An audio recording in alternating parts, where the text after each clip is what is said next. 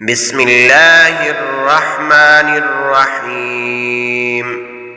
اللهم صل على سيدنا محمد خير الخلائق وأفضل البشر وشفيع الأمم يوم الحشر والنشر، وصل على سيدنا محمد وعلى آل سيدنا محمد بعدد كل معلوم لك، وصل على سيدنا محمد وعلى آل سيدنا محمد وبارك وصل على جميع الأنبياء والمرسلين، وصل على كل الملائكة المقربين وعلى عباد الله الصالحين، وسلم تسليما كثيرا كثيرا برحمتك